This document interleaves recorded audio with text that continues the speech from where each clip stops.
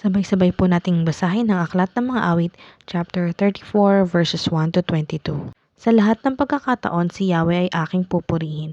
Pagpupuri ko sa Kanya ay hindi ko papatigilin. Aking pupurihin Kanyang mga gawa. Kayong naaapi, makinig, matuwa. Ang kadakilaan niya ay ihayag, at ang ngalan niya ay purihin ng lahat.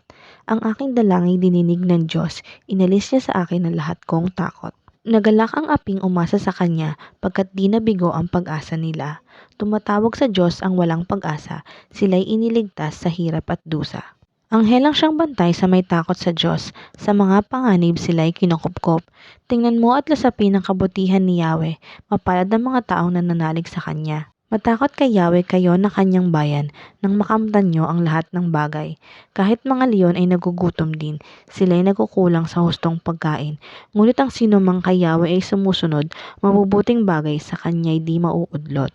Lapit, ako'y dinggin mga kaibigan, at kayo ngayon aking tuturuan na si Yahweh ay dapat sundit igalang. Sinong may gusto ng mahabang buhay? Sinong may nais ng masaganang buhay? Di lang may pigilan sa paghabi ng kasamaan, mabuti ang gawit masama ay layuan, pagsikapang kamtin ng kapayapaan. Mga mata ni Yahweh sa matuwid na katuon, sa kanilang pagdaing lagi siyang tumutugon.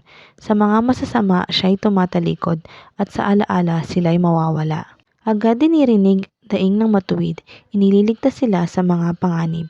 Tinutulungan niya mga nagdurusa at di binibigo ang walang pag-asa. Ang taong matuwid may suliranin man, sa tulong ni Yahweh agad maiibsan.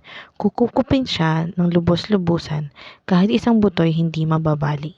Ngunit ang masama ay kasamaan din sa taglay na buhay ang siyang kikitil. Mga lingkod niya'y kanyang ililigtas, sa nagpapasakop siya ang mag-iingat.